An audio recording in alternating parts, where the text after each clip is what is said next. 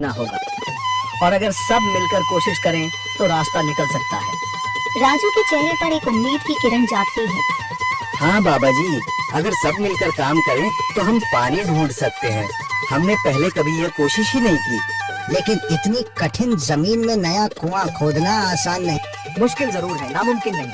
अगर हम मिलकर काम करें तो ये हो सकता है। राजू खड़ा हो जाता है, उसकी आंखों में एक नई रोशनी है। तो फिर हम कल से काम शुरू करेंगे।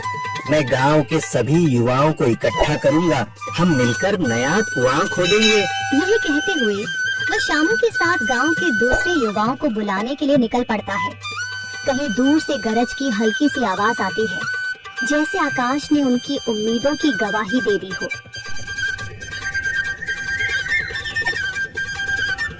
अगली सुबह राजू और शामू गांव के युवाओं को इकट्ठा करने निकल पड़े। चौधरी महेश की हवेली के सामने एक भीड़ जमा है। बाबा जी, संदरी, गांव के कुछ बुजुर्ग और किसान सभी मौजूद हैं। हम हाथ पर हाथ रखकर नहीं बैठ सकते। अगर अल्लाह ने हमें हिम्मत दी है तो हमें खुद पानी के लिए मेहनत करनी होगी। हम एक नया कुआं खोदेंगे। लेकिन राजू, क्या हमें यकीन है कि वहाँ पानी मिलेगा? बेटा, पानी जमीन के अंदर होता है, बस सही जगह खोदने की जरूरत है। हमने अपने बुजुर्गों से सुना था कि पुरानी नहर के पास जमीन नरम थी, शायद वहीं पानी हो। बाबा जी सही कह रहे हैं। अगर तुम सब यह काम करने के लिए तैयार हो तो मैं अपने कुछ मजदूर भेज सकता हूँ। धन्यवाद चौधरी जी, लेकिन हम सब खुद भी मेहनत करेंगे। यह हमारे गांव के अस्तित्व की लड़ाई है। संदरी, जो अब तक चुप थी, आगे बढ़ती है। हम औरतें भी पीछे नहीं रहेंगी। हम पानी लाने की व्यवस्था करेंगी, खाना बनाएंगी, ताकि तुम सब आराम से काम कर सको। यही हिम्मत चाहिए थी संदर। पूरा गांव एक नई उम्मीद के साथ कुआं खोदने की तैयारी में जुट जाता है। दूसरी ओर कुआं खोदने का काम शुरू हो चुका है। राजू, शामू और दूसरे युवा बेलचे चलाने लगते हैं। मिट्टी बाहर निकाली जाने लगती है।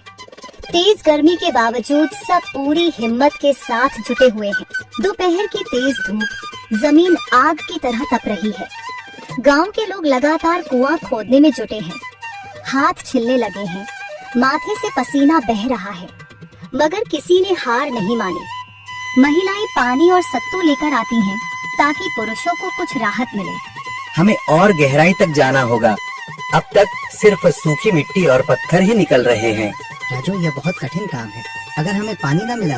अल्लाह मेहनत करने वालों को कभी निराश नहीं करता बेटा।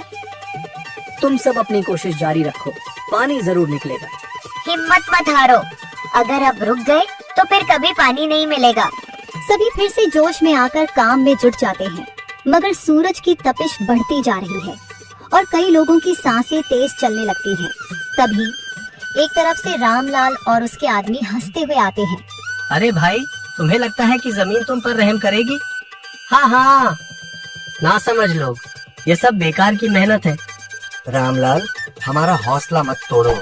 अगर तुम मदद नहीं कर सकते तो कम से कम मजाक भी मत उड़ाओ। मदद? हाँ, मैं अपने कुएं का पानी बेच सकता हूँ, मगर मुफ्त में नहीं दूंगा। राजू सब अनसुना कर फिर काम में लग जाता है। शाम होने लगती है, लेकिन अभी तक पानी का नामो निशान नहीं।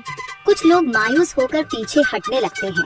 राजू, शायद रामलाल सही कह रहा है, यह सब बेकार है। नहीं शामू, हमें हार नहीं माननी। अगर आज हार गए तो फिर कभी हिम्मत नहीं कर पाएंगे। तभी अचानक फावड़ा किसी कठोर चीज से टकराता है। एक अजीब सी आवाज आती है। राजू चौंक कर देखता है और जल्दी जल्दी मिट्टी हटाने लगता है। अचानक एक ठंडी लहर महसूस होती है। सभी लोग दौड़ कर आते हैं। जैसे जैसे मिट्टी हटती है, नीचे से गीली जमीन नजर आने लगती है। सब हैरान रह जाते हैं। सुभान अल्लाह, मैंने कहा था ना, अल्लाह हमारी मेहनत को जाया नहीं करेगा। राजू और बाकी सभी जोर लगाते हैं। कुछ ही पलों बाद अचानक मिट्टी के नीचे से पानी की एक छोटी सी धारा फूट पड़ती है। गांव वाले खुशी से चिल्ला उठते हैं। पानी पानी निकल आया। यह अल्लाह की कुदरत है रामलाल, जिस पर तुम्हें यकीन नहीं था। पूरा गांव आनंद से झूम उठता है। लोग एक दूसरे को बधाइयां देते हैं। औरतें दुआ करने लगती हैं। कुछ दिन बीत चुके हैं। गांव वाले नए कुएं से पानी भर रहे हैं, खेतों को सींच रहे हैं और जिंदगी फिर से पटरी पर लौट रही है। मगर रामलाल अब भी अपनी